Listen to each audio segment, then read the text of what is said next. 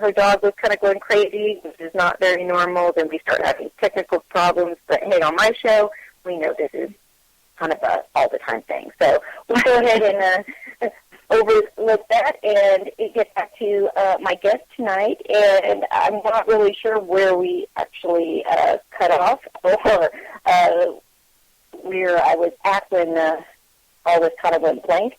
But either way, I will just go ahead and just let everybody know once again who my guest is tonight. And, we'll go from there. We'll go ahead and let her kind of give her background, and I will also be placing it on the Paranormal Connection page.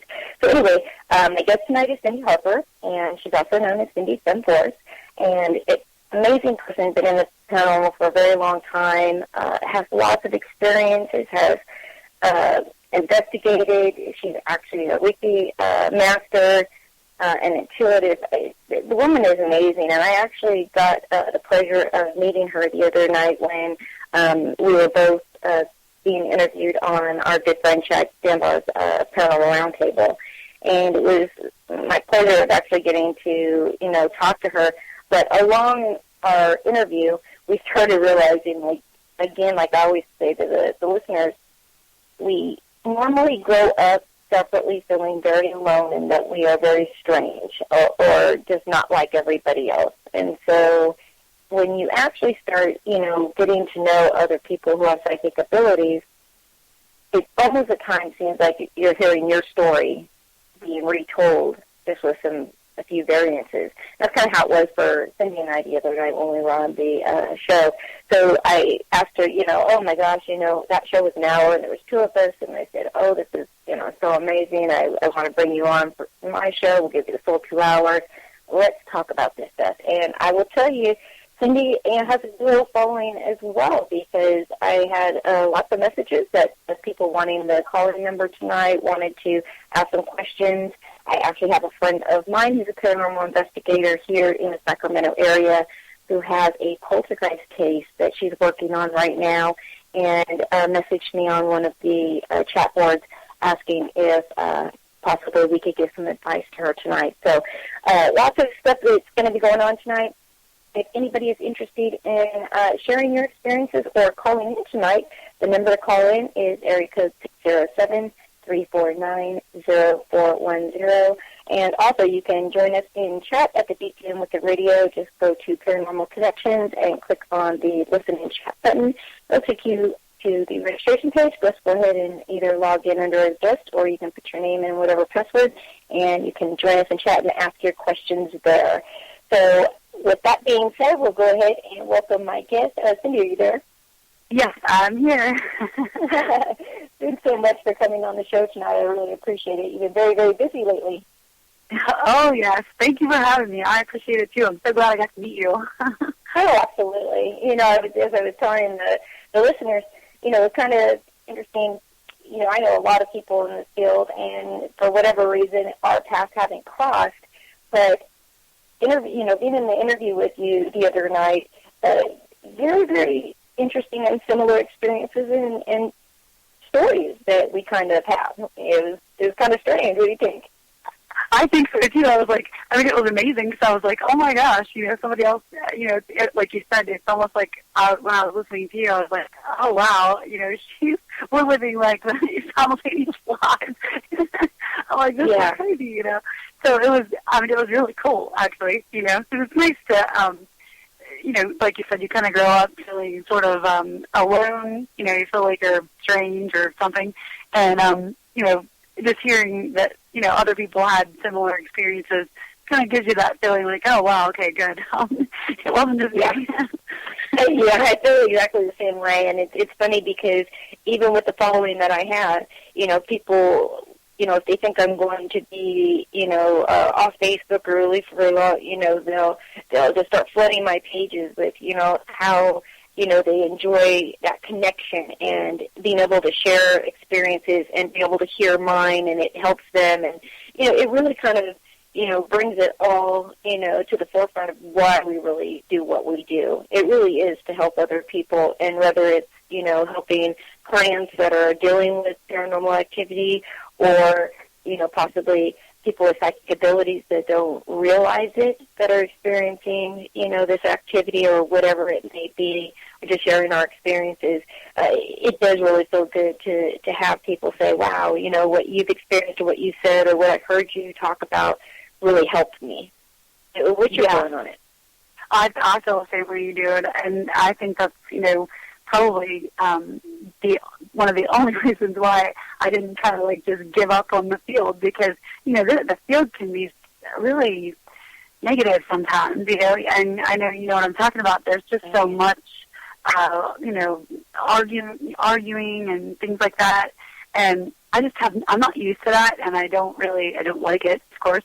So I kind of, I'll think gosh, I just need to get out of this, But then I remember, I'll get a call from somebody who needs help, or, start talking to somebody who listened to something I said or read something I wrote, and they're like, oh, you really helped me, and that just makes, it makes it okay, good. Then this is not in vain, Yes, I completely agree. And, it was just like the other day, I have people that come to me all the time, and, they don't realize that, that we're going through a time period, especially with all the solar activity, the moon activity, that many people's abilities are either activating or they're heightening. And so for those people who, maybe didn't feel that they had psychic abilities, or any kind of abilities like that, all of a sudden we're starting to experience it and oh my gosh, what's going on with me?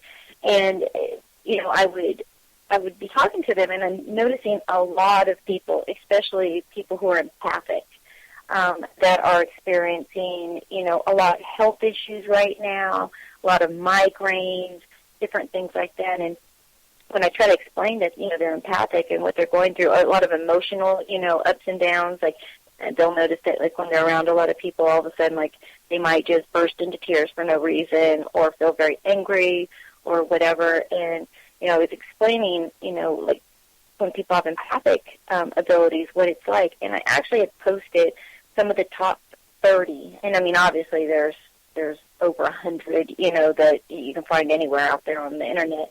But I put the top 30, and it was crazy the amount of people who were saying, oh, my gosh, almost all of them apply to me.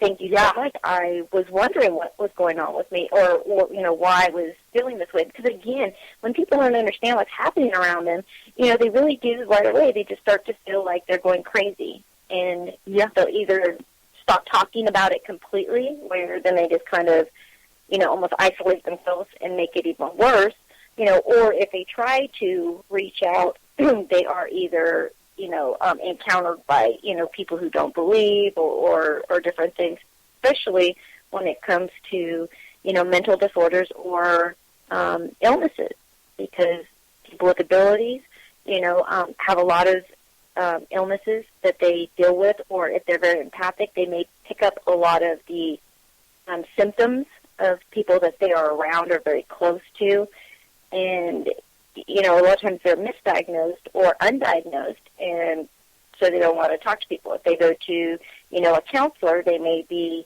misdiagnosed as bipolar or, schizophrenic if you say that, you hear voices. All these different things. Now, did you encounter anything like that, growing up or when you started experiencing things? Yes, I did. And it's funny that you would mention all of this, because I actually work in family medicine here in the town that I'm in, and I'm a medical social worker, my full-time job. So I deal a lot with counseling, people. And when they come to me, the first thing I do is I'm the opposite of what they would normally hear, Right. I'm like, guess what? You're not crazy, Especially when I talk to somebody who genuinely, have already been to a medical doctor, and there's nothing wrong, as far as medically. And, they're like, what? Really? They can't believe it. They're like, oh, my gosh, okay. So, for that portion of it, I've been on both ends. But, as a child, I was a patient, and I would tell my parents, I say this or I hear this or whatever, and they would kind of be like, what? And they were spiritual as well, and they're very open-minded, thank God. But they still were kind of like, you can't tell people that, Right. And I was like, why not?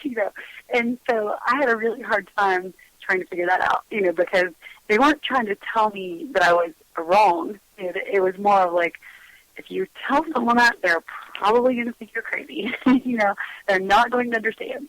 And I would be like, I don't get it, So, because whenever I was growing up, it was not as, there wasn't as many people who were out there, and I know we kind of talked about that before.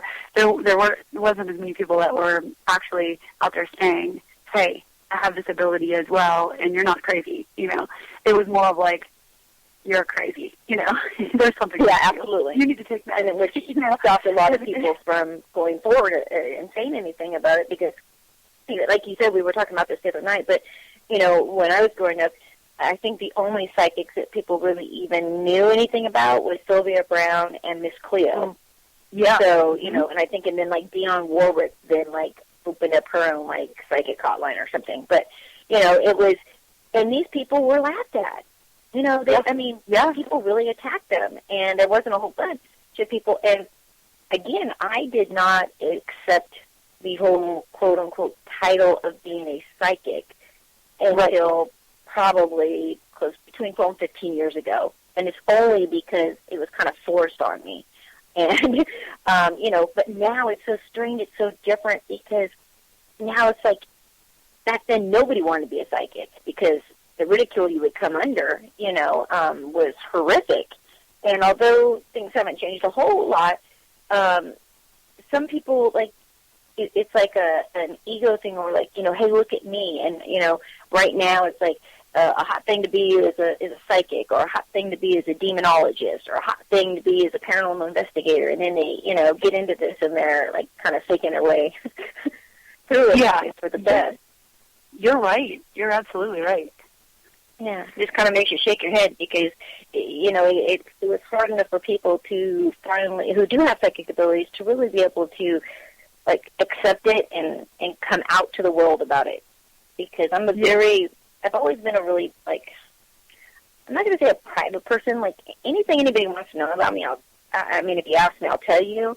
But being in the public eye was a completely different thing, and having people's, judgment, where sometimes people think, oh, you don't care what people think. In this bill, you really, if you're going to be in the public eye, you really do have to really adopt that philosophy and really live it.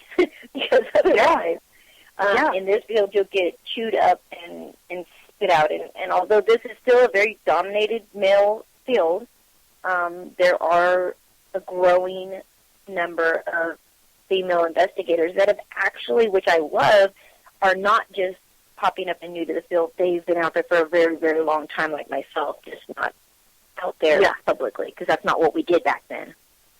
Right.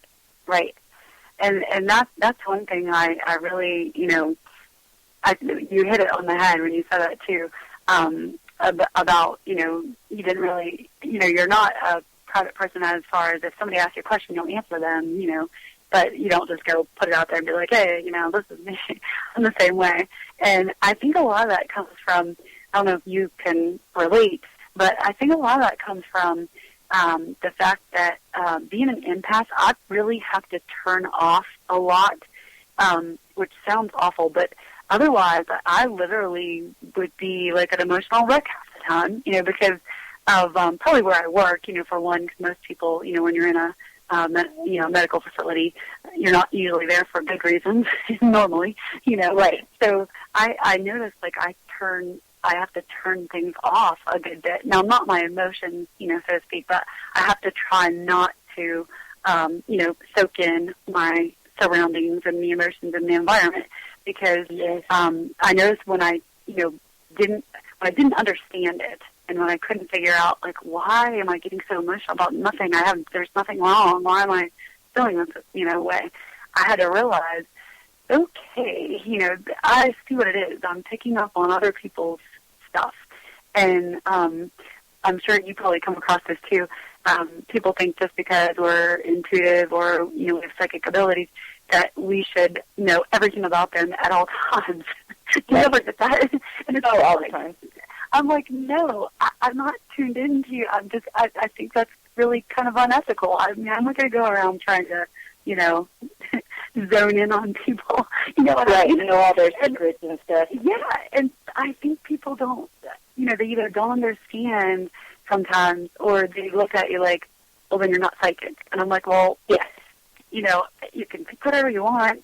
It's just I don't feel like it's ethical for me to go around and, go prying into everyone's stuff. Plus, I don't have time for that, and I would never get anything done. Yeah. Well, and what people don't understand is there's a big misconception on what a psychic is and what having psychic abilities are. Okay? Yeah. We are all actually psychic. We all have abilities. Yeah. We're all born with them. Rather we end up having them activated and we continue to grow them, or they, kind of end up getting, shut down and blocked out.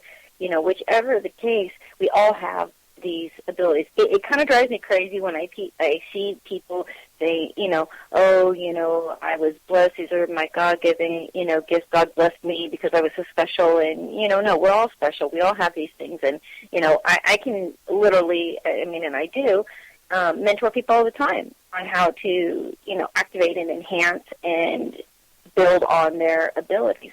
But again, people hear psychic, and right away they have so many different various, thoughts of what a psychic is. Like, for me, right away, people will say, oh, so you're a psychic, huh? And I'll say, yeah.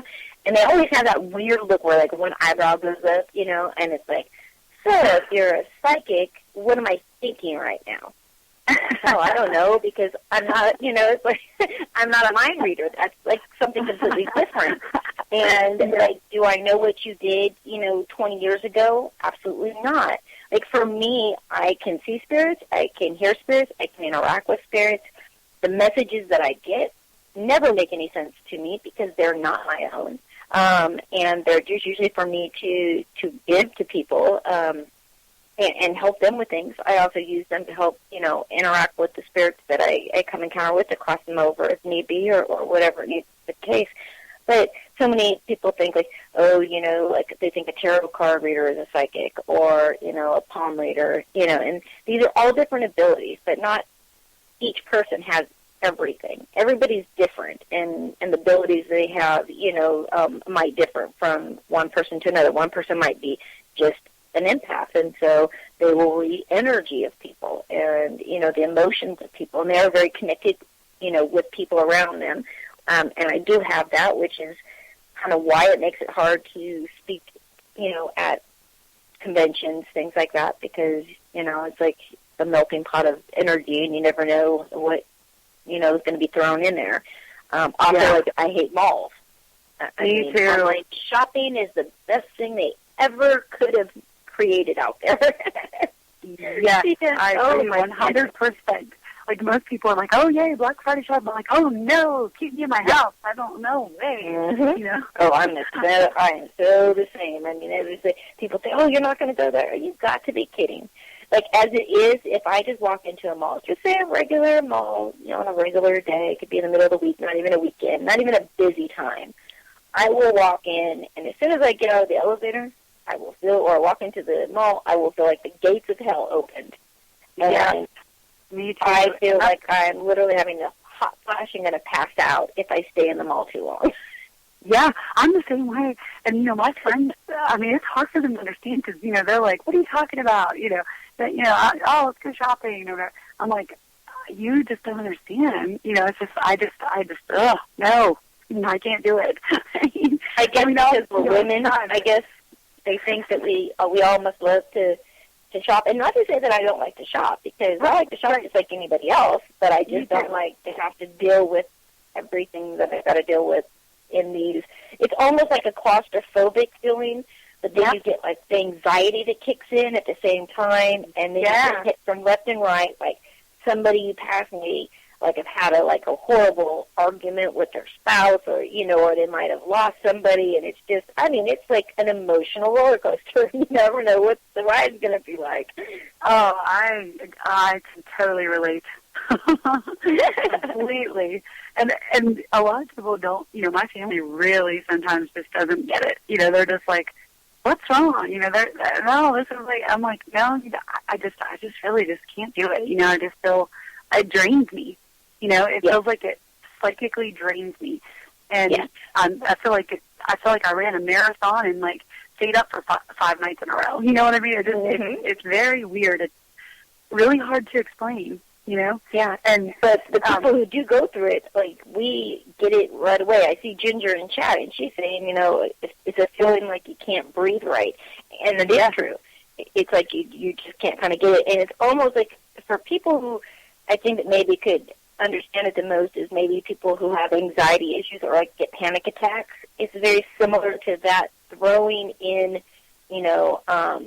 all these different emotions that get, you start feeling along with all of this anxiety. It kind of hits you all at one time, so you really can't, control it or stop it. It's just, once you get away from everybody, it will start to go away. Yeah. Is that how it is for you? Mm-hmm. Yes. Once I get, kind of get myself set apart and, kind of I call it get my bearings. I don't know what else you want to call it. Get my bearings. I'm like, okay, I got this, But I really do need, I really do need that, that space. I really do. And, I'm also like that in, say, doing an example of, a family vacation or something where, we're all at the beach and we're all in, one house. Even though the house is very large and we, have our own rooms and stuff, there's times that I just need to go, be by myself. And it has nothing to do with not having fun or not enjoying my family or my friends or whoever. It's just something, for some reason, I feel drained if I'm around people for too long. I need that time on my own, and then I can come right back in and be fine. I don't know if you have that. Do you get that too? Yes, I absolutely do. And it was one of the 30 that we're on the list, and I'll just go through the list real quick. And so for a lot of people out there who are listening or maybe didn't see the Facebook page, take a listen to this and tell me how many of them you feel are something that you go through. So first is number one is knowing. And first, just know stuff without being told. It's a knowing that goes way beyond intuition or just a gut feeling. Even though it's how many would describe knowing, the more attuned they are, the stronger this gift becomes. Number two is being in public places can be overwhelming, just as we talked.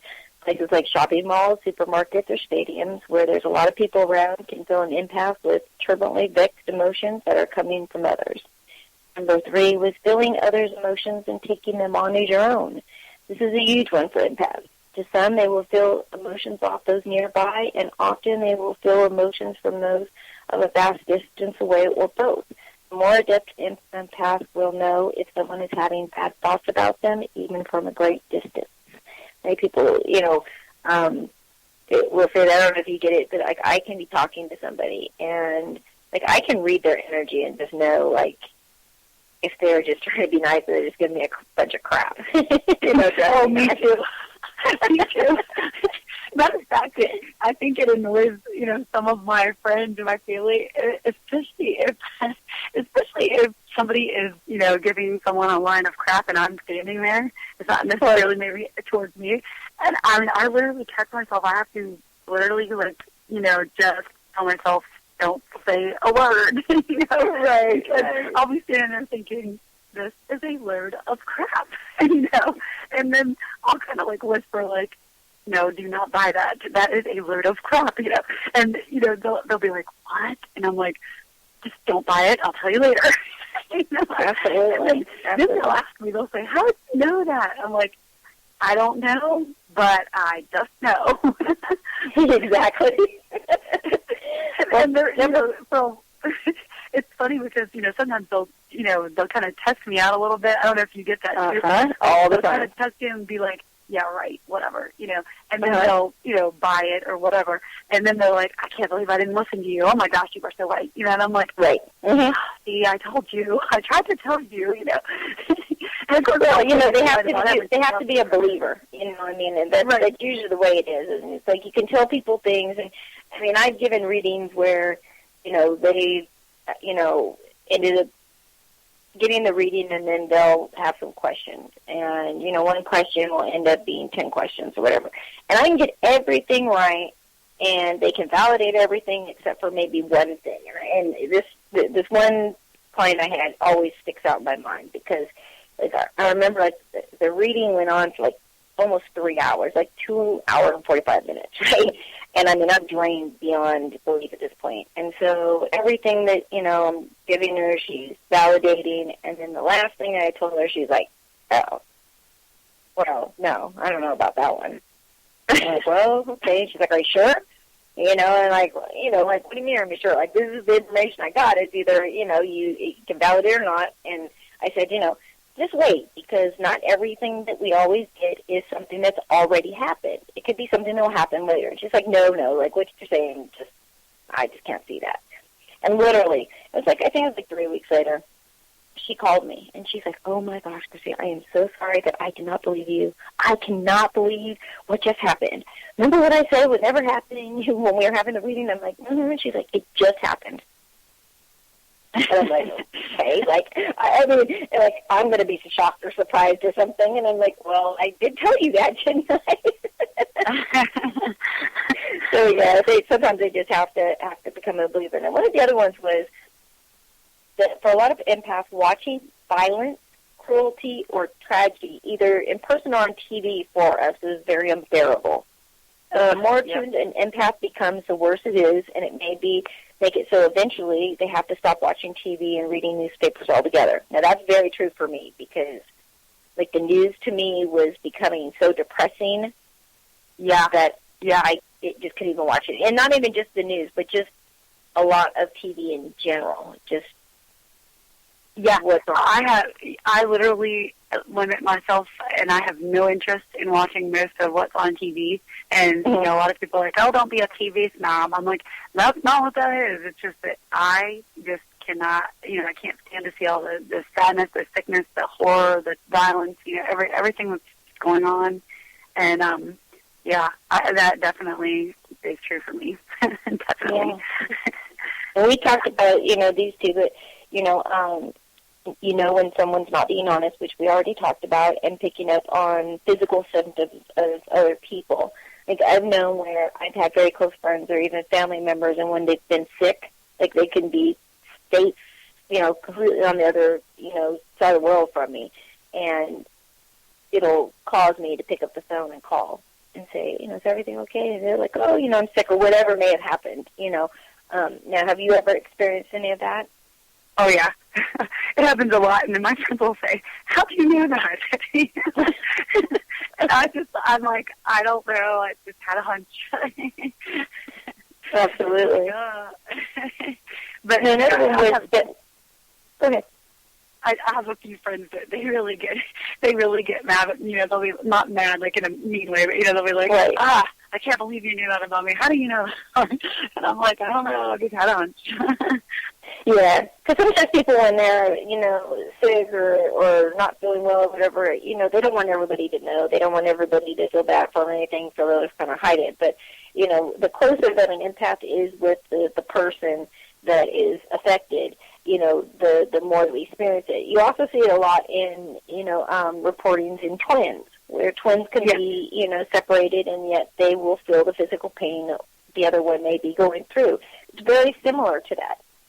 Because, I can get, really bad pains, or I have kidney issues, and at times, my mentor that I used to work with, she would actually call me, and, she would know immediately when there was something wrong with me, even if she hadn't talked to me, So, it again, is something that a lot of people, experience across the board. Another one was that we are always looking out for the underdogs. So So anyone that may be suffering so me. in emotional pain or being bullied draws an empath's attention and compassion. They're willing to stand up for that person and defer the attack to themselves in order to protect others in need, even if it's not somebody who's very close to them. So obviously by your reaction, that's something that you find. Oh, I do that all the time, and people get on me. My close friends will say, "Stop! You don't need to worry about that. It's not, that's not your kid, or that's not your dog, or that's not your whatever." And I'm like, I don't care. This really bothers me, and I absolutely would much rather somebody attack me than somebody who's weaker. I do not like that at all. And if anything wants to irritate me or set me off, it would be to try to hurt someone who's weaker than me. That really makes me mad, Right. And I'm like, no, you can talk to me about that, Don't you yell at that person. Don't you hit that person. Don't you hit that dog, I'm like, no. Right. And I think that, again, that's something across the board that we all kind of, experience, that we feel for them, And so, again, it's like we would much rather sacrifice ourselves and, than to have somebody else, be harmed or bullied or hurt or, harassed or anything like that. I mean, it's I think something that, we all just kind of, share. The other thing was that with empaths, we find that others will find it very easy to offload their problems on you, even strangers. Oh, yeah. So an empath can become a dumping ground for everyone else's issues and problems, and even strangers will find it very easy to share with you. And if they're not careful, that energy can end up as your own. Oh, that is so true. And if my friends are listening right now, guaranteed they're cracking up, because anytime they go over with me, they are like, they literally, we could go into Walmart for 5 minutes, and I'm not joking, I'm the only one who ends up with like 3 people that I don't even know telling me their life story. And I'm like, how did I even get this? And it's a joke now. Like, it's it's like a running joke. Like, they literally think it's hilarious. Like, they're like, seriously, we walked into the store for 5 minutes and you came out with 3 strangers' stories, okay? Right, so I'm like, right. I didn't even think this out, They were joking around. They're like, we're going to blindfold you and we're going to put your plugs in. You're just going to walk to the door. Like, no. Oh, they'd still be drawn to you. Yeah, that's just kind of the way it goes. So we got to number 11, and the number 11 is constant fatigue. Empaths often get drained of energy, either from energy vampires, being around large groups of people, or just taking on too much from others, which can affect you, leaving you feeling drained and tired that sleep will not cure. Many are also diagnosed with CFS, which is chronic fatigue syndrome, and fibromyalgia. Yes. Yes, huh? Yep, that is true. Yeah, and one thing I want to tell the listeners is that, being an empath myself, it's very, very important. I know people always say, like, surround yourself with positive, people and situations, and, really avoid the negative stuff and unnecessary drama and stuff in your life. And it is so, so true. I'm telling you, that stuff will just literally, when they say psychic vampires, that is 100% the truth. All the negativity and stuff around people will drag them down so far. They'll get into depression, things like that. It's very hard for them to get back because it's such an overwhelming feeling, and so much is being absorbed by the empath. So it is very important for me, I have become the queen of delete and block. It's probably the best thing they ever could have put on social media like Facebook, because somebody comes at me crazy, or, I respect everybody's opinion and what they think, and they're right. They have every right to their own opinions. But if you, on my page, even in my groups, if you start to become abusive or negative, you're gone. I don't have time for that. There's millions of groups and pages out there of people who just thrive on this stuff. Me? Oh yeah. it's almost like they go around for it, and if it's not there, they'll make it. You know? Yeah. Oh, yes. That's I know very, very personally all by myself. And yeah, so, you know, for people, the best thing I can give you is to really just, you got to, like, push all that stuff away. You know, so many people get so stuck on, like, with social media, like how many friends, how many followers they have, and they'll put up with crap just so that they have numbers. And to me, it makes no sense, because it's like, why would you put yourself through all that, you know, for nothing? You know, I mean, it's all that it's going to do is affect you negatively. And, you know, negativity, you know, then attracts other, you know, negative things in your life, and it just kind of starts to become like, you know, an avalanche, and then you end up like being in quicksand, and it's just sucking you under. So, you know, but I always say on my page that we are the ones who are truly in control of our happiness. Yeah, we that's perceive happiness makes all the difference in the world. If you're waiting for everything to always go your way and be the way you want it and things like that, then you're probably, you're gonna be disappointed a lot, you're gonna be sad a lot, you're gonna be depressed a lot. You know, I try to find something positive every single day. And believe me, I have a lot of, you know, with my health, everything, a lot of down days and haters and things that happen, and, you know, craziness that goes along with it. And, you know, you have to really be able to just kind of block that stuff out and focus what's positive. Because when you do, you know, start putting all of that towards positive things, you get that in return. So just like karma, which you put out is what you can get back. It's real. Yeah, that is so true. And you're so right about social media and, you know, whatnot. I'm the same way you are. I don't care how many followers I have or how many friends, so to speak, that I have. I care about the quality that I, you know, give to somebody else, and that the quality that I get back. And if it is mostly negative, I'm not going to deal with that anymore. I don't really care if I have, you know, 5 extra people on my friends list, but they're all negative. You know what I mean? That's not. I can't deal with it because I don't want to. You know, and I'm one of those people that, you know, I frequently will get asked, well, why did you delete me off your friends list? Well, if you really want to know the truth, I wasn't trying to be mean, but I just don't have time for your constant negative statuses and comments. You know. And, I mean, there are people that, and, you know, that's fine if that's what they want to do. I'm not telling them to do. It's just I don't want to see that all the time. Right. And I don't want to read about it, and I don't want to hear about it. And it's not that I don't want to hear negative and be supportive of people. But, you know, it's like things like silly stuff that, you know, I mean, we all know. You know, for instance, just an example, you know, I had one person to go unnamed complaining about his wife, what a blah, blah, blah she was. And she never cooked him dinner, and but every day it was something different about somebody. You know, every day it was.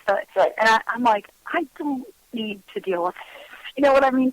It's like there was never anything good, like, you know, ever. Mm-hmm. And I'm like, how about you're thankful that you woke up this morning? How about you're thankful that you have food in your house? Mm-hmm. How about you're thankful that you have a wife who puts up with your crap? You know, like I'm just like, there you go. Because to me, I look for like. You know, because it can go both ways. Don't get me wrong. You know, I'm sure there's whatever, right?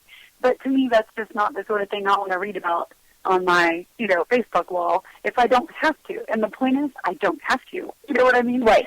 So to me, I just told him, I said, I'm sorry. It has nothing to do with you. I like you as a person. I think you're a nice person. And, you know, I just don't want to read the negative statuses all the time. He's like, I don't know what you're talking about. And I'm like, well, here's the example, you know. Right, and that's even worse when they don't realize it.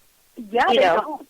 And then he was like, oh, you know, that was just me on a bad day. I'm like, but you have a bad day every day. You know? Every day. And, yeah, and I'm like, you know, I'm not even being mean because, you know, we all have bad days. We all need events sometimes. We all need it, you know. But when you have a bad day every single day and you don't ever have anything good to say, I don't have time for that, you know. Right. And I don't want to make time for it either. You know, I'm just going to disconnect from it because it's, you know, it's overloading. There's some bad in the world. We don't need to keep adding to it. You know. Well, and that's the thing. And being an empath, you know, it's even harder on you because even if you're not trying to connect, the energy that is the negative energy that is put out when that person writes up that post, when you read it, you will absorb that. Like, you will feel like you'll be like, oh gosh, there's another bad day. Like, you know, or you'll know, like, if sometimes you'll read somebody's post and you'll say, oh, wow, like, you'll know that maybe you need to send them a private message or something like that. Like, you'll pick up on that. Just like if you read somebody's post that is really positive, you know, it really can cheer you up. I've done, you know, I try to do inspirational posts all the time, and I use my life as an, oh, my gosh, like, you know, I just have to kind of push yourself away. Yeah, it's really bad, and I'm sure, like, you know, anybody who, I don't know if you have a workplace that you go to, that, you know, a lot of times there's people that are in the workplace who you just can't avoid. You know, you have to deal with them. And I, you know, I have a few of those in my workplace, and, you know, in the area. I'll not say where they work, but in the area. And, you know, the one lady, she's constantly complaining about how her ex-husband is the reason for her life being miserable, and da-da-da-da-da, and da-da-da-da. And now, mind you, they've been divorced for, like, 15 years. But he's the reason for every, you know, misery in her life. And, you know, then she said, you know, her son was having a big event, and, you know, she didn't want to have to go and be single, you know, and have to see the ex-husband with his new girlfriend. And I said, she was like, I just don't see any good in this. I just don't see any good in it at all. Blah, blah, blah. So there I am, you know, I'm like little Miss Happy Sunshine, I guess. I don't know. I just looked at her and I said, I can see one thing already that you can be happy about. And she was like, what? And I said, you're not sitting there with him.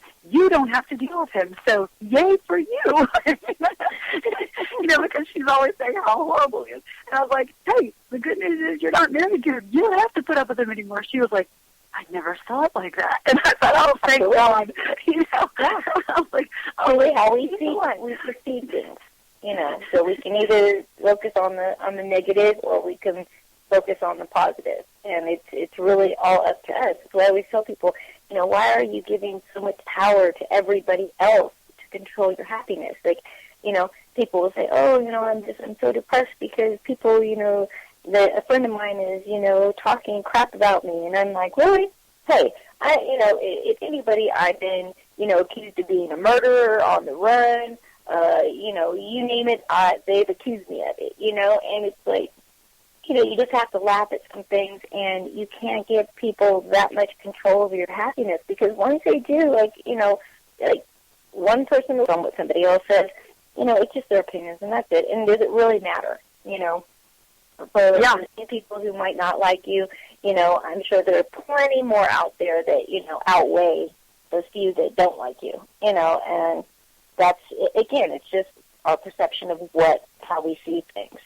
Now, another one that some people said yes, actually many did. A few said no, that they didn't apply to them. But I do think in many ways it does. And many empaths have addictive personalities. So rather it's, you know, addictive personality to alcohol, drugs, sex. Those are just, you know, a few to name, but a few addictions. Empaths like to turn to or block out the emotions of others. And so it can also be like a form of self-protection, not really knowing, you know, I used to search the library to try to figure out, like, how to get rid of whatever it was that I had. I didn't know if it was a curse. I didn't know if, you know, I was a witch and somebody put, you know, some kind of spell on me. I didn't know, I didn't know what it was. All I knew is that I didn't want it, and I didn't want to stop. But do you notice that as well? Like, a lot of this stuff is like coping mechanisms more? Oh, yeah, definitely. Definitely. And once I, you know, because it took me a while to figure that out, you know, because I was like, why am I working out so much? You know, why am I this fitness freak? You know, which, I mean, I'm sure I could have worse addictions, but you know what I mean? Like, I would always, like, have something that I was, like, you know, just so, and I'm like, okay, just because I run faster does not mean that the mind is going to stop working, and it also doesn't mean that I'm not going to feel anything, you know. But I would do it to where I would become exhausted, so that I would not, you know, it would be like I had no choice. My body had to shut down and, you know, relax. And so that, I mean, it sounds odd, because I know other people who I've helped too, even recently, that were, you know, addicted to drugs or had some alcohol problems, and identified it right away because I could understand like what I knew what they were trying to do once they started explaining something to me. Right. And I said, okay, you work as a police officer. You see a lot of stuff. You also get a lot of stuff from the general public because either people hate them or they love them. And either way they go, they're the bad guy or the good guy. It's a love-hate relationship thing. And even if they do good, health problems, because of it. And then when he told me why, because I asked, I said, what does that do for you? What does it help you with? And he said, well, basically, I drink so that I get so tired that I can't think of anything anymore. And I said, okay, so I said, oh, we're onto something here. And what it is that he was having anxiety because of some of the situations that he was having, but it's also because I believe he was an empath as well, and he didn't realize it. He was feeling horribly sorry for people. And, and it's nice that he does, obviously it's good that he cares about people, but, some situations were totally out of his control. Which way is the right way, Yeah, and many people who are, empathic or have psychic abilities are drawn into positions where they help people, whether it be, nursing, holistic medicine. In fact, that's one of the 30 was many empaths are drawn to healing, holistic therapies, and all things metaphysical. But we definitely, are drawn and natural, for like caregivers, and our empathy level is very, very high, and we want to definitely help people. But one of the things that I keep getting over and over and over is I recently had told my story, and it is something that I kind of kept to myself for a very long time. But growing up, especially as a teen, things started changing for me, where the spirits that I was encountering up to before my preteens were pretty much, just interact. Something that many people don't realize until I started talking about this is that many people have psychic abilities, either themselves or knew somebody growing up that cut themselves. And they never really knew why they cut themselves. They just did. And for me, and now over the years, it makes all the sense in the world, but the cutting is actually just a way of releasing energy. It's a way that we find that will release all this bottled up energy. It's kind of when people think about it, they're like, oh my gosh, we're cutters, and secretly cutters. And then, now as an adult, they're hearing this and they're like, wow, like that makes so much sense now, and they can come out with it. And have you known anybody that's ever experienced that as well? Oh, absolutely. I actually, like I was saying, my obsession with exercising, that was one of the reasons why I would exercise so much, because I like to feel the pain afterwards, which sounds goofy, but it was like for some reason, it was kind of like the equivalent of cutting and getting that release of it. So now what I do, which you'll probably, it's funny that you brought that up, I actually work with kids who cut. And, and I don't only work with them, but, I do work with a lot of them. And they look at me so funny when I tell them, they'll say, well, I don't know why I do that, because I just want to see what they say. I want to see what their answer is. And because it could be different, And, sometimes they'll say, I don't know. I don't know. And I'll say, well, do you feel better afterwards? Maybe not necessarily physically, but, mentally. And a lot of them will say, how did you know? And I'll explain to them that, a lot of, I did have a friend who was a cutter as well. And as we were growing up, I was like the exercise freak, and she would cut. And she didn't understand it, and I was always worried about her just because, I just worry about people. And so I would always be like, you're not trying to commit suicide, are you? Because I was always worried. And then we started talking, and she was like, no. She's like, it's just I, for some reason, feel better after I did. And I was like, okay, well, I can understand that because that's why I, exercise to the point of exhaustion, where I can't just, move my arms the next day. And so, we kind of found our similarity there. And even though it's totally different things, it's still that feeling, that you get after. So kind of like, the reason that you would do something like that, Right. And I myself, I mentor children with abilities, and it's something that comes up quite often too. And it's the same kind of thing. It's like, this is why, though, I love what I do. I mean, I've had people say, oh, how can she mentor people? She doesn't have a degree. She's not a doctor. She's not a psychologist. She's not this. And absolutely right, I'm not. But this has been my life. And what these children are going through, I had to learn through trial and error. But, we now have information that can help these children so that they don't, end up, suffering from, attachments, not understanding what's going on with them, being diagnosed with mental disorders that they don't have, being put on medications that then suppress their abilities and then make them more open to attack. I mean, there's so many things, and you start out with a child who feels very different, very alienated, that they're not, like everybody else, and then they end up being, a year later, somebody that is completely different, that's confident, that embraces their differences and their abilities, and learns how to protect themselves and not be ashamed. And, I love that about what I'm able to do. And I think that that's, again, kind of what pushes me, because although I do work with a lot of adults, the children is really where my heart is, and my passion is, because there's so much information out there now opposed to back when I was a teenager, but there's also so much information out there. It's like, how do you really know what will work and what won't? If you have somebody right there that's been through it and they're helping you along the process, it works out so well. And it's been a great, great success. I'm seeing in chat, and by the way, I want to welcome everybody in chat.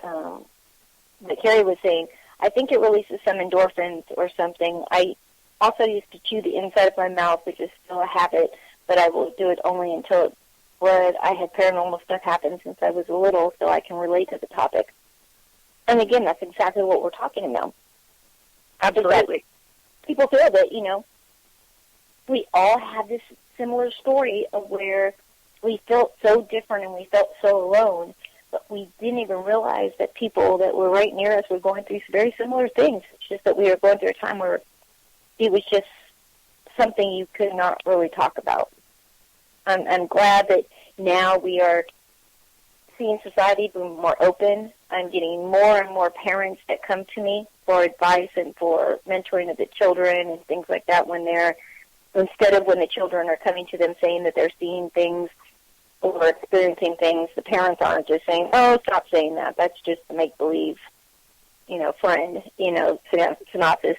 This is actually something that's going on, and we're going to pay attention. And I think that, that's a huge jump for us from how it was, maybe even 10 years ago.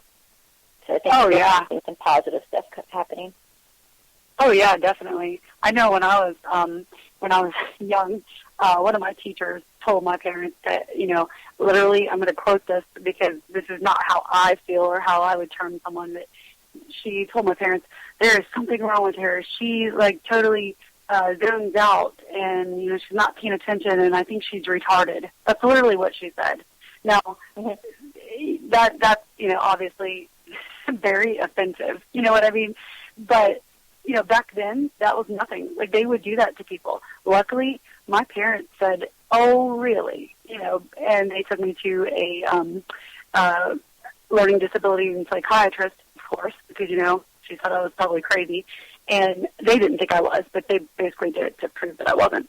And thank God they did, because the psychiatrist luckily was a forward thinker and did all the testing on me and then sent back my test results with a nice little letter that said there's absolutely nothing wrong with this child. If anything, you need to step up your teaching because she is way above, her grade average, and you need to rethink your lesson plans because she's bored. That's the problem. Which, of course, I thought, thank God, because that could have went a very different way. You know what I mean? Absolutely. But absolutely.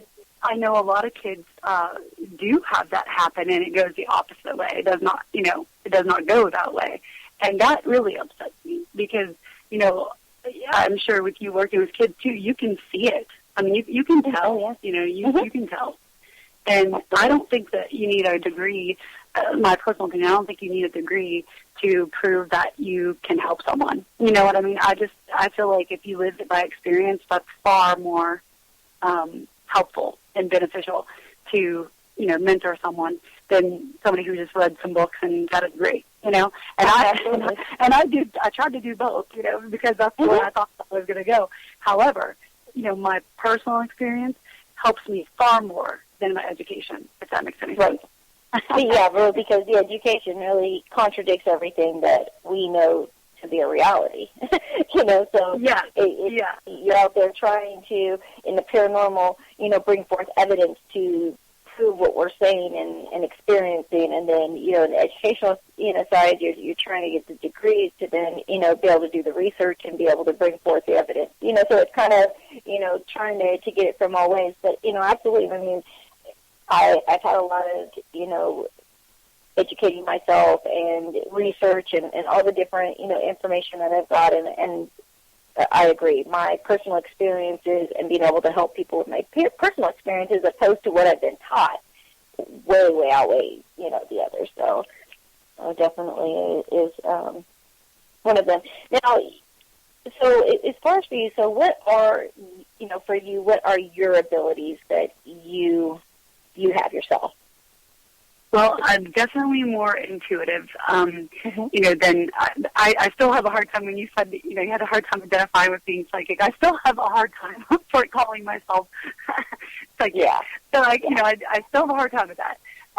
But definitely intuitive. And then I tend to be, are you wanting to know how I get, information, in which, ways? I tend to be more clairaudient. So I hear a lot of things that, are very helpful, and I don't tend to see as much for some reason. I don't know why. And when I say see, I mean, literally visually see. Now, as far as, dreams, now I do get the visions and the dreams, but as, when I go to a location, I don't normally see things as much as I hear them and feel them.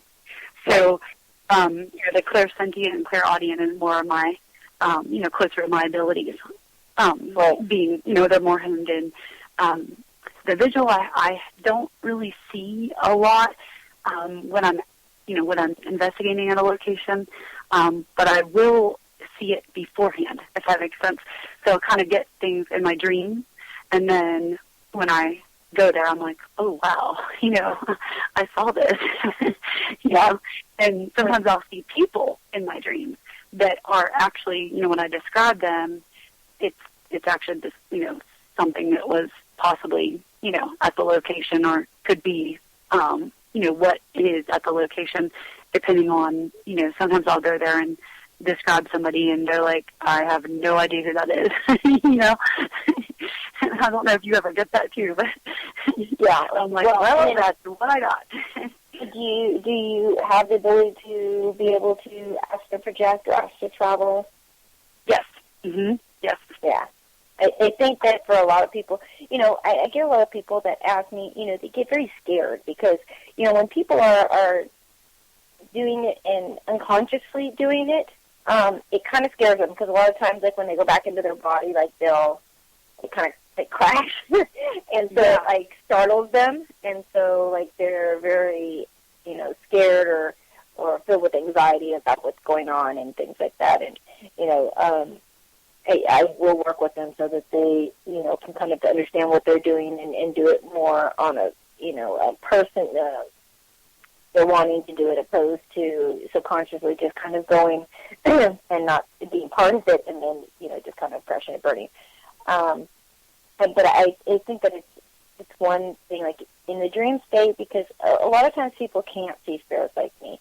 And to be honest, like, I get a lot of people that say, oh, gosh, I so wish I was a psychic like you. And I'm like, why? They're like, well, because you can see the spirits and things. But again, that's so not the case. It's not a fun thing, because when you can see spirits and things like that, like, it's not something like a light switch you can turn on and off.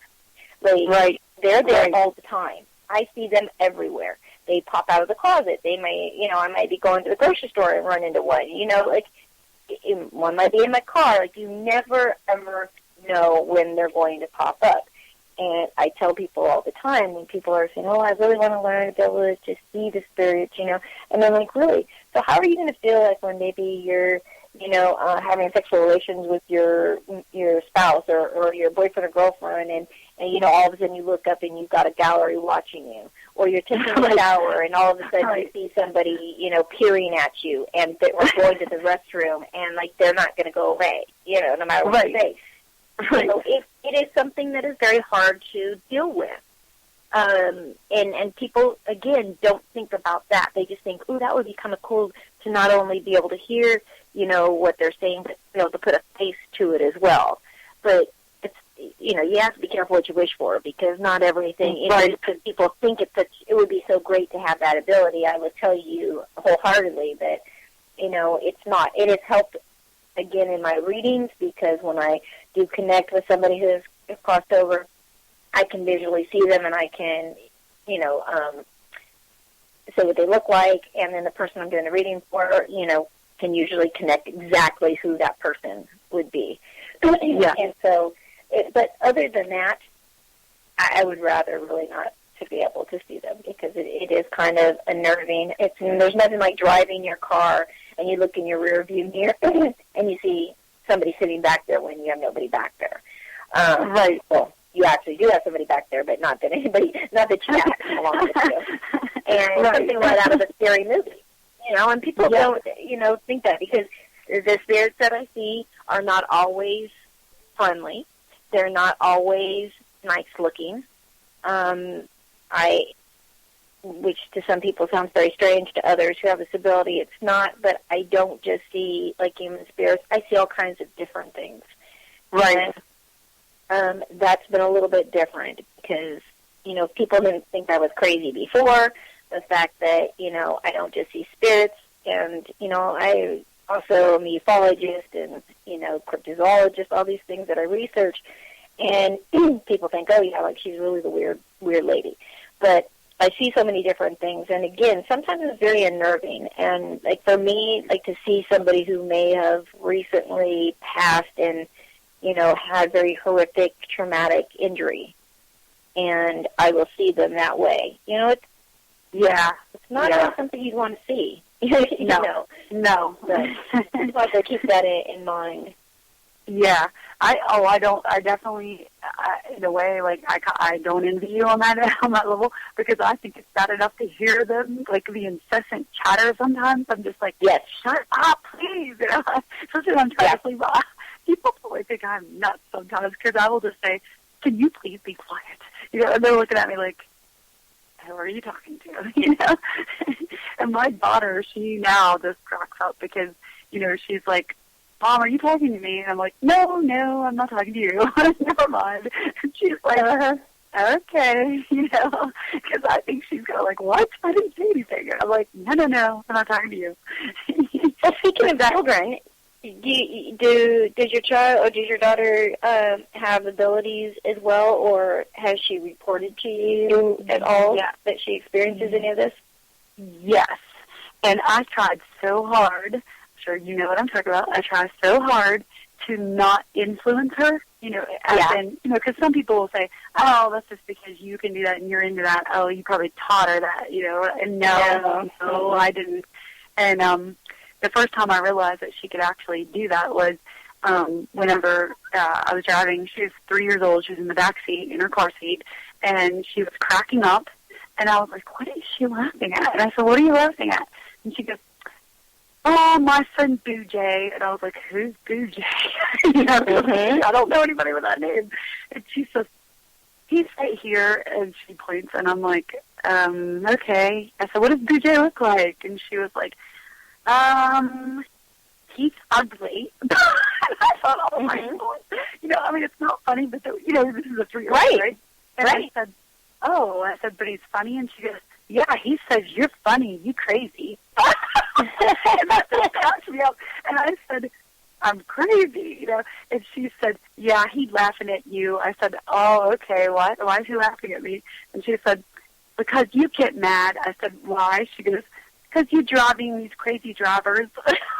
This is a 3-year-old telling me this. Right. That's not coming from her. You know what I mean? And I said, well, is Boo J nice to you? And she was like, yeah, he's funny. And I'm like, okay, And I said, well, tell Boo J to stop laughing at me because I'm just trying to drive, And she was like, okay. And she just looks over and she goes, my mom said you need to stop laughing at her because she's trying to drive. And I thought, oh, my gosh. So then a couple seconds later, she says, Bob's flying around. And I said, Bob? And she goes, yeah. I said, who's Bob? Is that Boo J? And she goes, no, silly. And I'm like, okay, I'm silly. You're supposed to go away. She just thought I was, she was just talking to me like I was just crazy, And I said, well, what does Bob look like? And she said, he has big wings and he's flying around. I said, in the car? She goes, no, silly, his wings won't fit. I was like, what? And I was like, oh, my goodness. So, I didn't laugh at her because I didn't want her to think I was laughing at her. But I said, oh, silly me. That makes sense. He can't fit in the car because his wings are too big. And she was like, yeah, Mommy, he's right outside the window. And I was like, okay. I said, what does he look like? He's pretty. He's very, very bright and has very, very big, pretty wings. I said, oh, well, that's cool. We like Bob. He can hang out, Right. So I was like, what am I supposed to say to that, And I thought, oh, my, and a couple of my friends are like, oh, that's just an imaginary friend, whatever. And my daughter to this day remembers, them. And I said, well, when did they go away? And she was like, oh, probably when I was about 6. I was going to say, it's from the research that I have done, it usually is like if they're not interacting are really, really strong, by the time that they enter into kindergarten, it usually gets shut down because then they're dealing with, teaching, and again, it's, society and everything around you teaches you that none of this stuff exists. So you just kind of stop talking about it and it kind of goes away. For many. For some of us, it never goes away, unfortunately. But, for some children, it does end up kind of it doesn't go away, but it just kind of gets shut down for a while. Yeah, I think that happened to her, for a little while when she started school.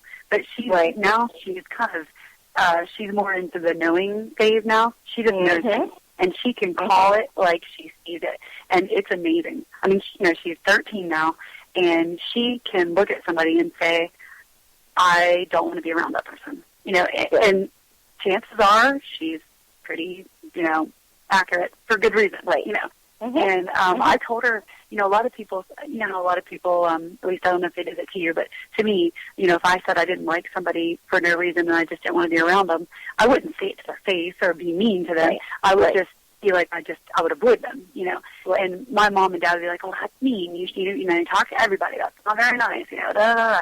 And, it kind of made me question, I would question myself. I'd be like, okay, is this just me being like, I just don't, get a good feeling about them, or is that silly, or what?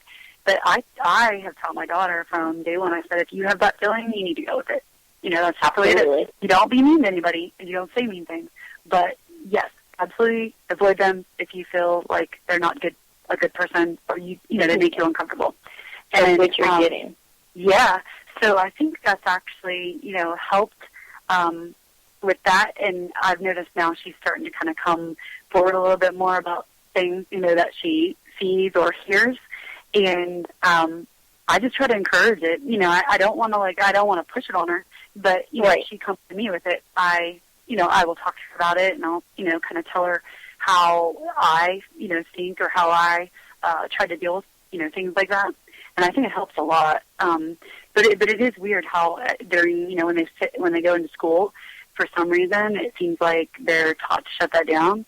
And just the other day, she told me, she said, I said, well, whatever happened to, you know, BJ and Bob? And she said, you know, Mrs. So-and-so, that was one of her teachers, she said, she told me that I was being stupid and there was no such thing.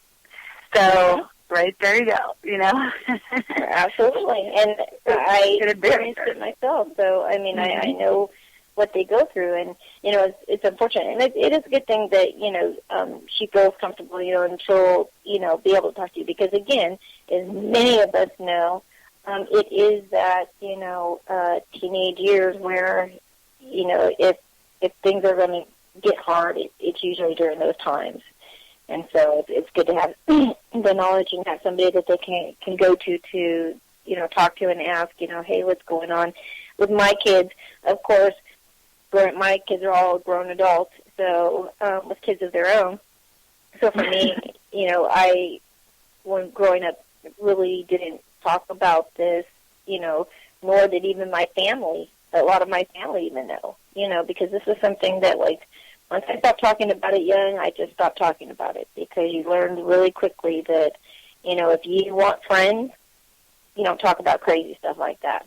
It was just something that I had to just keep to myself. And it is very, very hard to live like that. But it's crazy how resilient we are, because people used to say, oh my gosh, you're like a chameleon. You know, like, you can just be around anybody, like, you'll fit in. And it was true. Like, I didn't, like, belong to any certain clique or group in school. Like, I knew people, everybody, you know, and it was when people, you know, now, even people who I went to school with and stuff, you know, find out there.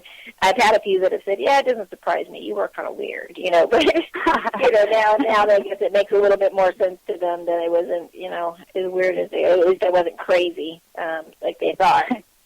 Exactly.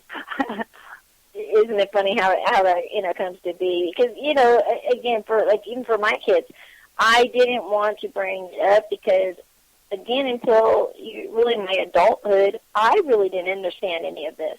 So the last thing, I truly felt like this thing was a curse. And the last thing I wanted was my children to have to deal with it. And I almost felt like if I talked about it, like, I would talk it up and, like, curse them with it. So yes, that's all I want to. Yeah. That's exactly how my son started saying, you know, like, I remember my son, the oldest, when he was a baby, he was telling me, you know, he kept saying that, you know, he talked to Grandpa at night. And I'm like, my grandfather had died before he was born.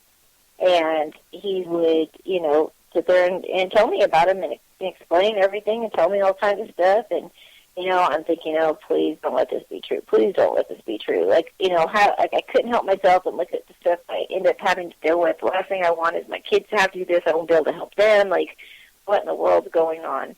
And, you know, I put a bunch of pictures out one day and one of them was my grandfather, and he picked the picture out as if, like, don't you know who it is? You know? Like, I know who it is. Why don't you know? It's your grandfather.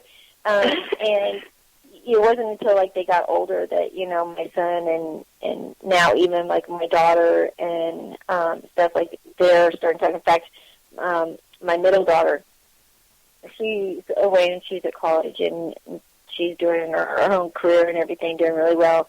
And we were talking about, you know, she was just like, you know, I don't know, like, lately it's just been so weird. Like, I've been so drained, but, you know, she eats really well. She's really healthy and stuff. And she's like, and, like, I'm so emotional. Like, I'll just burst into tears or I'll be mad out of nowhere. And, you know, she's like, I don't know if I need, like, a psychiatrist. And she's like, but I know that you would know. And I'm like, well, unfortunately, sorry, this is probably not something that the doctor is going to be able to help you with. This is something that I can help you with. But, you know, and I said, you know, you are empathic, and these are a lot of things that you're going through. And so she was like, really? And I sent her. In fact, she was the reason that I actually had decided to put together the top 30 traits of and signs that you may be empathic. And she's like, oh, my gosh, Mom, like almost every single one of those was me. And she goes, it makes so much sense. And I said, well, didn't I tell you? She goes, yeah, you sure did. But, again, it's like, when it's good that we're at another generation where kids are coming forward. People are talking about it because we're finally breaking these restraints where for generations people were not talking about it and keeping it a secret, which wasn't really helping anything. We were throwing in another generation of people not knowing what the hell is going on with them and what they need to do. And that's why I think that we encounter so many people and teenagers and stuff that end up with attachments. And me, myself, definitely. I ended up getting mine by trying to prove, quote unquote, to friends at school that I did have these abilities. And the way that they decided that is that they were going to do like a little seance. They were going to be a Ouija board, and they were going to ask the Ouija board questions, and I was supposed to give the answers before the Ouija board would, of whatever. And after about 10 minutes, it started out good, but then it kind of turned, and they got scared, and so everything kind of she just shut down the Ouija board and out, and she went and took it and threw it in the garbage. And lo and behold, then I ended up with an attachment. Growing up, because I know for me, just about every one of my friends and every family had a Ouija board in their game closet. How about you? Well, my family, my immediate family, my dad would not let us, have Ouija boards or anything because he had his own experiences with that. And, when he was younger, but he also did a lot of exorcisms and, a lot of... So he understood. Yes. So he schooled me on that real quick, when I was younger, just to not dabble and play and think it's funny, because it's not, Right. And, right. He didn't necessarily say that if people did it, they were horrible or anything like that. Right. That kind of thing. It was more like, if you're going to play, you are going to have to deal with the consequences of playing around, and some of them are not good, And, so he kind of taught me more along the lines of, if you're going to do it, I can't stop you, but I'm not going to promote it, and I'm also not going to not teach you how to deal with something should you come in, contact with something. And it's because a lot of more of educating you about a lot of the stuff. Yeah. And a lot of my friends did have the Ouija boards, and I was in places where, it was being used, and I have witnessed some very crazy things. And luckily I never, because I felt more like I was prepared to deal with it, it didn't bother me as much as it bothered other people, but I have definitely had, issues surrounded, around that, with messing around or being around the Ouija board, which of course I think because, I could hear things and, get that feeling, I would get a lot more than some of the other right. people that were there. And so it was kind of like, a lot of times it would attack me. It literally was not physically attack me, but, verbally attack me. And, try to just do things to, basically make my life miserable at that point in time. Yeah. And I'm lucky that my dad, did teach me how to do things and that I could talk to him about it. So that was very helpful to me. And I have been teaching my daughter about things like that because now she's at that age where, the kids, they do have the slumber parties and they're starting to do the same, it always happens, and there's a bunch of girls that are, wanting to play with Ouija boards and this new Ouija movie and, all this stuff. So, they look at it, a lot of them look at it as a game still. And, and I do know that there's differing opinions, so I'm not, discounting anyone else's opinion.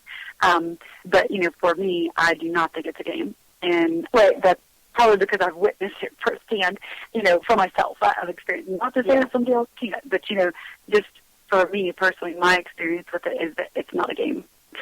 Yes. Well, it's definitely not, in no way, shape, or form, and I stand very strong on this, topic, and I have for a very long time, again, because of personal experiences. But just because these are made as a game is not constituted as a game. What it is a tool for spiritual, communication. Now, just like with anything, whether it be a pendulum or dowsing rods or, a Ouija board, all of these have been around for a very, very long time. And have, there are many people who use them on a regular basis. It's not that per se, the Ouija board is what's going to, bring and make something happen back to you. What it is that people don't know how to use it. And they don't know how to use it correctly. They don't know how to open it. They don't know how to protect themselves. They don't know how to close it. More times than most, people are using the Ouija board to try to connect with somebody that, they know that died or whatever because of wanting that connection or that message. But I will tell people that more so than not, you are not going to be interacting with who you think you are.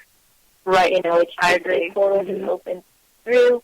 These things will come through, and they will pretend that they're family or friends or whatever. And, I've probably interviewed thousands of people, over the years that, have either, played with the Ouija board or been somewhere where somebody's played with the Ouija board. And, it usually does, take a turn where, everybody realizes, okay, this isn't the communication we're getting, this is definitely cannot be the person we're trying to get a hold of, and then they get scared, and then it's usually they just put it away, they throw it away, they burn it, whatever happens because it scares them.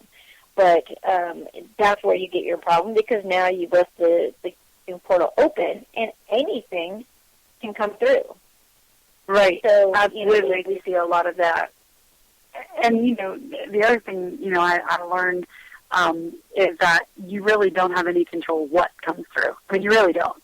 You can ask for the right thing to come through, but like you said, I mean, you really don't know for sure until you find out more information. I'm not saying that nobody's ever used it and got good results, but it seems like more times than not, they don't get good results for what they want. Right. And then I had just, actually, it's funny that we started talking about it. I just read an article on it, and it's posted for like the history of the Ouija board. And I have my, ideas about it. Of course, I know everybody has differing ideas, and I appreciate everyone's. But I kind of had a, thought on the fact that everybody keeps saying, "Oh, it's marketed as a game. It's always been a game. It's always been a parlor game." And I said, the funny thing about that is when Fold actually brought it out and, argued that it was a scientific tool. And the reason why he did that is because he didn't want to pay taxes, because if it was a game, you have to pay taxes for all of his profits that he was making off of it. And then when Parker Brothers, bought it when he died, the family, ran the business for a while, and then Parker Brothers bought it in 1966, bought the patent. And when they did that, they marketed it as a game as well. But the reason why they did that is because they didn't want to market it as a spiritual tool because of the huge base of Christian customers that they had would, of course, be very offended and upset and probably not buy their games anymore, And that, to me, is, once again, there's two differing opinions and different reasons for the board being marketed as a game or not as a game, So it's kind of like, I don't think people realize that, I hate to say it, but money does influence the way things go, if we're realistic about it.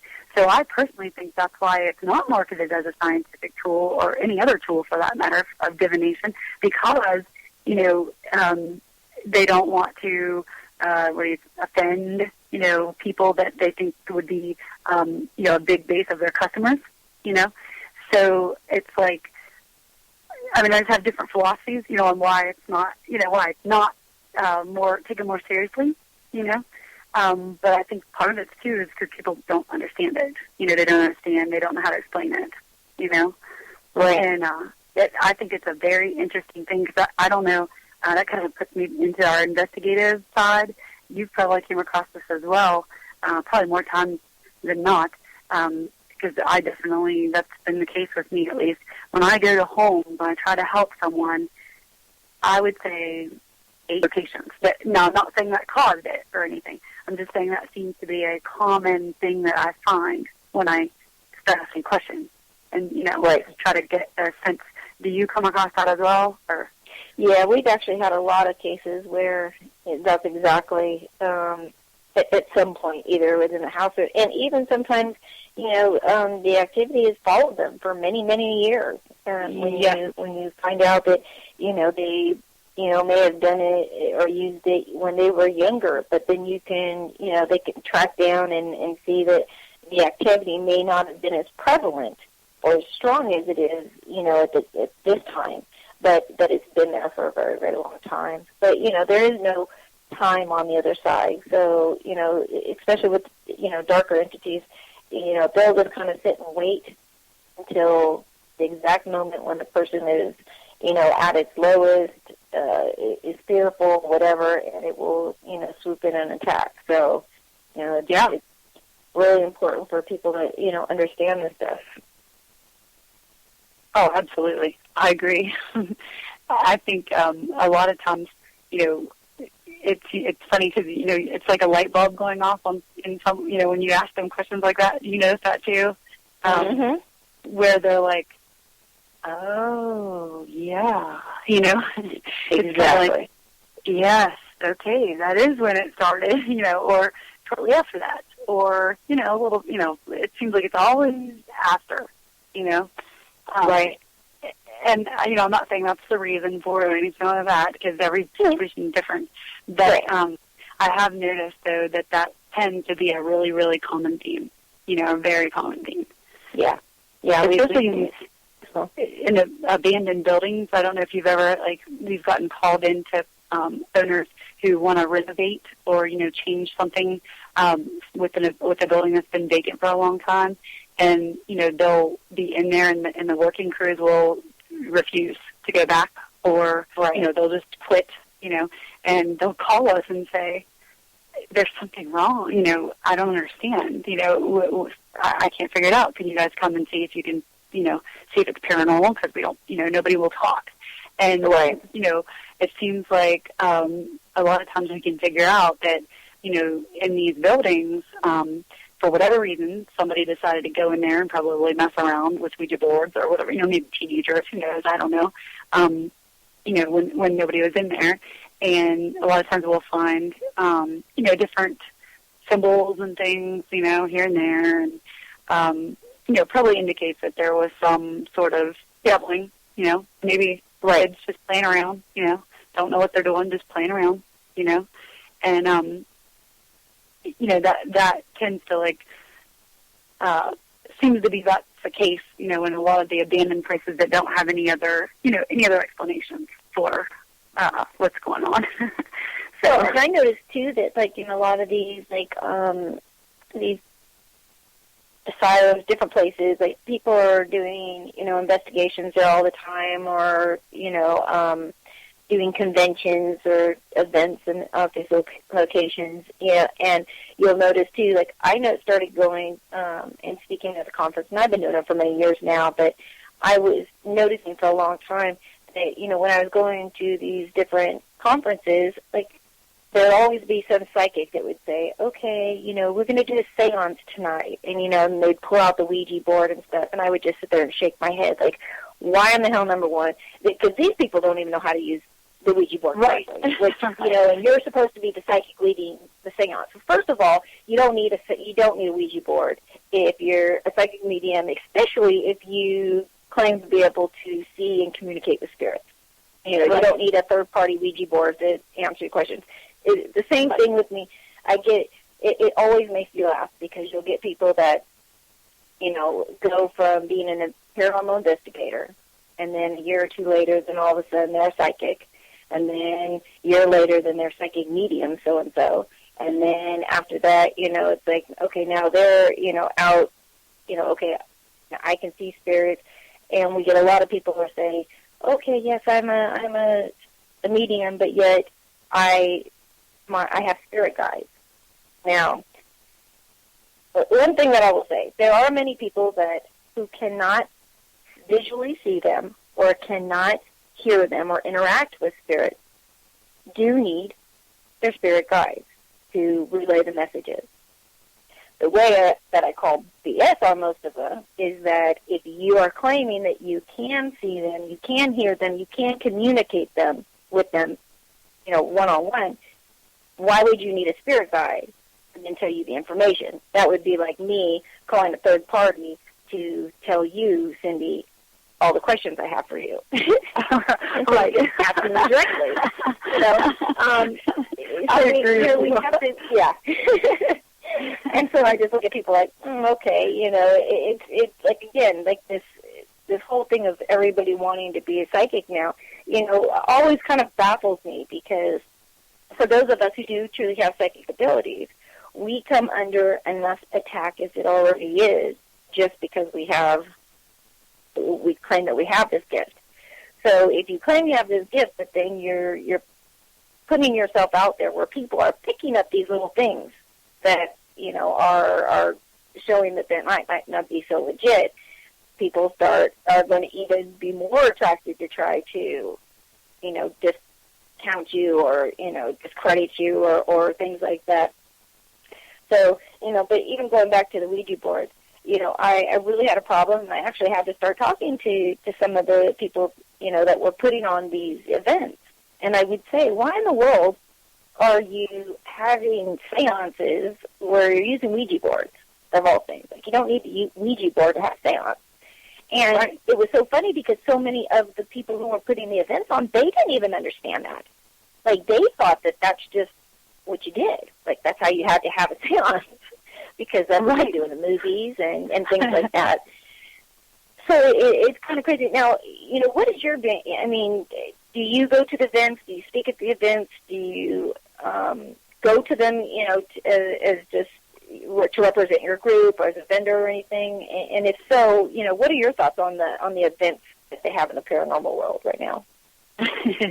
Well, I do. I have been a speaker at several, and then I've also went to, assist people in learning how to use paranormal equipment, things like that to do, just to show them how to use some of the equipment in the paranormal if they've never used it.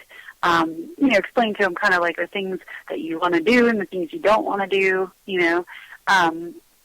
stuff like that. And then also I've just been there to just kind of be there, just to hang out and help with like little things here and there, because a lot of times it gets to be a little too much for me. So I am one of those people, I don't normally like to stay there the whole time. I kind of gotta like maybe do like one day or a few hours or something, and then I'm out of there. Yeah. So I tend to kind of go and observe, and I try to help out, wherever I can. But most of the time when I'm asked to come, to speak on something or to, help with, new people who would like to learn how to use them, the investigative equipment.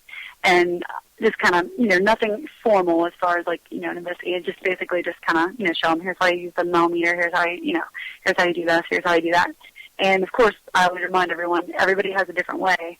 So whatever works for you is what works for you.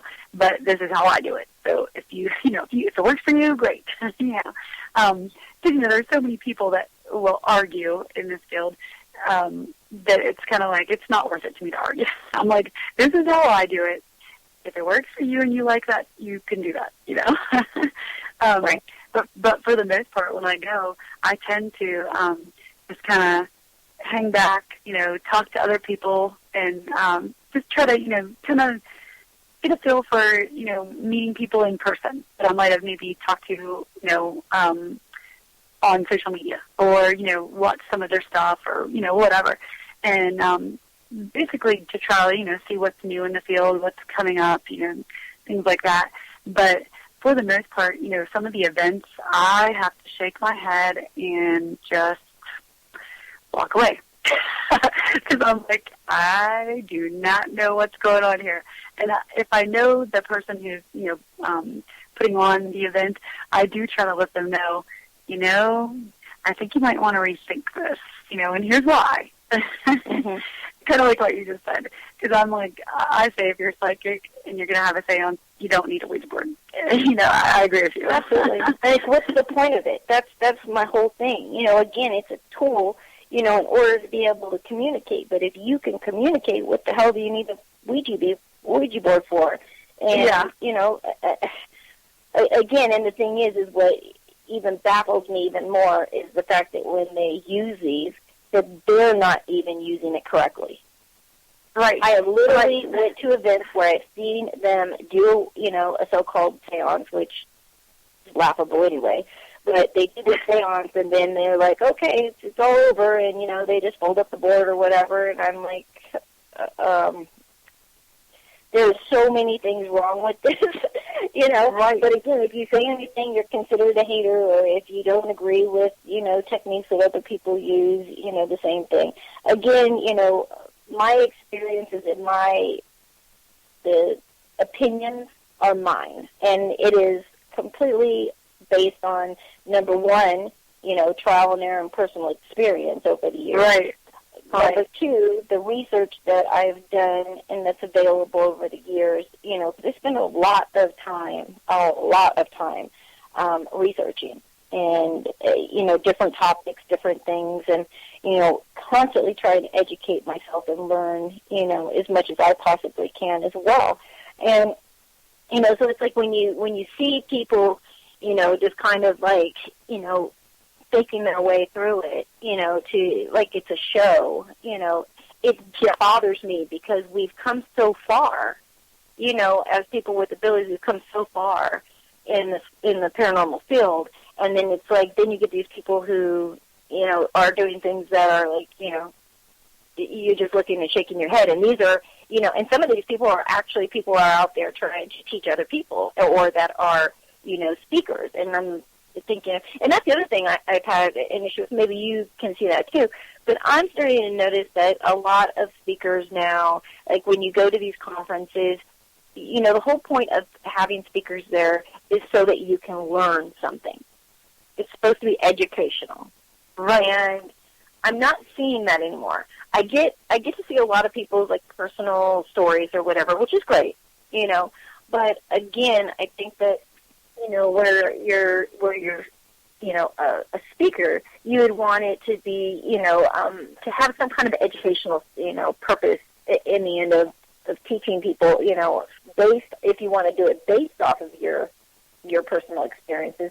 But I don't really see that. I see, it's more like everybody's kind of like, sharing their own things, like, hey, look at me, and, then take a party afterwards, and everybody's drunk, and it's like, I see more craziness and more cheating and drama at events than I probably see on reality TV.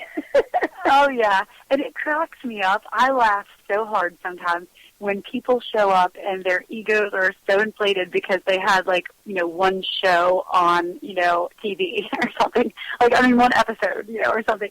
And because they've got bodyguards and they're, like, charging people $10 to take pictures. It just cracks me up. And, it seems like a lot of people are, at least, I don't know, I shouldn't say everybody, but a lot of people, it seems like they're all trying to get picked up by a show, or to have their own show. And I'm like, what is this? Great if you get a show and you have something cool to put out there. Awesome. I'm happy for you. That's cool. But, there's so many egos at play, thinking that they're better than someone else, or that, this person's wrong, or, whatever. And it's like nobody wants to actually share information, like valid researched information. Right. It seems like I come across a lot of investigators who they just look at me, and because we'll talk, and you'll say, "What's your role? What do you do? What's your specialty for the team, or what do you focus on?" And my first thing is I love history and research. Those are my favorite things, and I love it. I could sit for hours and look up stuff, and go to libraries, and I just love that stuff. So a lot of people are like, "Oh, that's so boring. Oh my gosh," But I'm like, you really kind of have to have a little bit of each thing in order to be really, good in the field, as far as, like, trying to do your best, you know? And there's so many people that all they want to do is show up, be on camera, and pretend like they're talking to a demon. You know, yeah. I'm like, seriously? You know, that's why our field gets a bad rep. Yeah. I'm like, absolutely. Really? You know, I'm like, I don't get this. And, you know, so that's what I see a lot of, personally.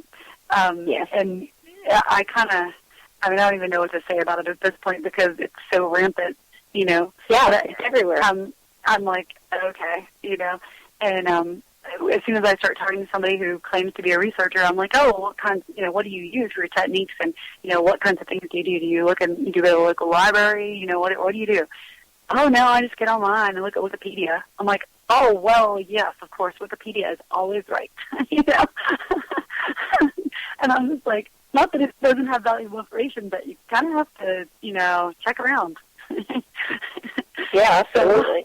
So, I don't know if you get that too, but it seems like I run across more of the partying and ridiculousness and all that with the conventions. I'm not saying that they shouldn't be having fun afterwards or whatever, but, you know, when I go, I want to actually learn something and meet people who feel the same way. You know, they want to share. Right, because if you just want to have a big paranormal party, say, you know, I speak at a lot of UFO conventions too, and UFO conventions, I would have to say, have definitely topped many of the paranormal conferences that have been out there, only because there's so much information, research, you know, that is shared with the community at these, you know, those events, than there have been at the ones that, you know, I've gone to. And, you know, again, it's unfortunate because, you know, first of all, you see, again, a bunch of people with egos. And before it used to be, you know, the quote-unquote paracelebs were anybody who had a paranormal TV show. But they were getting paid so much money just to go, you know, that people were starting to get irritated and not want to go because they were like, what do we want to go for? Like, what they're doing isn't really even what we're doing anymore. You know, now they're working with Hollywood and, you know, doing extra takes and stuff like that. So you started to see that kind of go by the wayside. And then all of a sudden you saw the new, you know, generation of quote-unquote paracelebs. And those were the people who had been, like, had a episode on My Ghost Story or, you know, Paranormal Witness or, you know, one of these where, you know, people shared their story on the episode. Those were the next, you know, generation. Then the third generation, you know, comes, and now it's like, you know, anybody who has a radio show or, you know, or a psychic, all of a sudden, you know, like they were considering themselves paracelebs. And for me, it's funny because a lot of times, you know, people will book me or whatever, and they'll consider me a paraceleb, and I laugh because I'm like, what the hell makes me a paraceleb, first of all? Because I don't go on TV, won't go on TV. I've been asked many times to go on. Not interested. Just absolutely not interested. That is not why, you know, I got into this field. Also, my radio show, I could care less if I had 1, 10,000, 10,000, 100,000 listeners. Wouldn't make any difference to me. The only reason I started my radio show was just to be able to educate people on a larger scale, be able to share the information, and have somewhere where people could come, you know, like-minded people that could hear some very interesting topics from real people just like me and you. You know, to me, I'm not interested in, you know, people who are on TV shows, things like that. There's plenty of shows that like to, you know, interview them. I want to hear people, you know, that are in this field. They have personal stories, personal experiences. You know, they've had, you know, activity. They've been attacked. You know, they've had all these things happen because that's what people need to hear. That's what they can relate to. Right. I agree. And that's like, you know, whenever I'm at conventions and stuff, I will get people say, oh, your fans are waiting over here. And I'm like, my what? Because I'm like, I have fans. You know, it's like, I don't get this. You know, I'm like, no, I prefer to call them people that are here to, you know, check out everything. They're not my fans. No, they're your fans. I'm like, I didn't know I had fans. So it's really hard for me, because that concept just sounds so impersonal to me. Fans. I don't know. It just sounds so impersonal. And I'm more like, well, I guess you would call them like casual friends, maybe. I don't know, acquaintances. Right. And they're like, no, they're fans. They want a picture with you. And I'm like, they can have a picture with me and not be my fan. They want to be a fan. And I just have a really hard time with that. And I had a couple people, tell me, they're like, you just have to embrace that because, it's just basically like, people are looking up to you. And I'm like, well, they can look up to me without, making me feel like I have to be some, whatever, I noticed, I know what you're saying, and I noticed that too. I mean, I have a very hard time, people giving me compliments. I'll get people and they'll comment of, oh, how great they think I am, or my shows, and all these kind of things. And, again, I think it's so important that you stay grounded. I am no different than anybody else. First of all, I don't consider, anybody my fan. I don't care what people say. I do consider, even, like I was just talking on my Facebook, I have to keep deleting people every day so that I can keep up with, the people wanting to be, added. And because you can only have 5,000 on your, on your private page. And I'm just like, and they're like, oh, you don't even, know these people. And true, there are many that I don't know, but there are so many that I have gotten to know. And I will tell you, there are people that I've actually connected with on social media that I've never met, that I am so genuinely connected with them and consider such a strong friendship, more so than even some people that I spend all the time with. It's very interesting how that can happen, but I don't see anybody, again, as fans or my, followers. I mean, I get that all the time, but to me, I'm very, blessed and feel very honored, that my shows have been so welcomed and have turned out to be, such good shows. And, the listening, ratings go up every week, and I mean, it blows me away when I get the numbers each week that, these people come, it's not like thousands, but it's tens of thousands of people that are here every single week to all of my shows, and it's just like, to me, I don't really get it. I don't, I don't see what's so great about my show or me or anything like that. But whatever it is, people enjoy it. People connect with me. They contact me after. I'm always there to, help whoever it is that, might need anything. And anybody who knows me knows that, I mean, at times I have taken on way more on my plate than I ever should have. Oh, me too. I have time to do what I'm already doing. But when somebody calls me in or contacts me out of the blue and I know they need help, that's all that I can think about. That's why I'm here. And if that means that I have to put a show off or I've got to, put something else to the side, that's exactly what I'll do. But, the people who need me, that's always who comes first. Me too. Absolutely. We've got about 4 minutes left. Again, it's like 2 hours is never even long enough, But if I do have all your links, but if people want to get a hold of you or email you, where can they contact you? And then I'll also put those links up on my Paranormal Connections page as well. They can, find me on my website, which is www.femforce.org, and then I also have Femforce page on Facebook, and then Twitter is @TheFemforce, and I'm trying to think what else I have. I feel like I have so many different avenues. You do. Yeah, I'm like, wait a second. And then, of course, they can always email me, femforce1@gmail.com. And, any of those is good. I always try to respond to everybody. And so I just appreciate anybody, who has something nice to say or would like to talk about, different topics and needs help, possibly. I try to do my best, and I think you and I both talked about that too. We both have that philosophy. So Absolutely. I get a lot of times I'll get people saying, "Oh my gosh, I can't believe you wrote me back," and I'm like, "Why wouldn't I? That's so rude not to," you know. Right. Well, again, Sydney, I want to say thank you so much, for coming on the show tonight. I hope that in the future you'll come back. I'm hoping that, also we'll be able to get together and do some things. Absolutely, that'd be great. All about the power of women in the paranormal, and we should definitely unite. So yeah, we'll definitely have got some stuff coming up. But definitely, keep you in mind. Maybe we can get you to come and do some stuff with us, and have you back on here in the near future.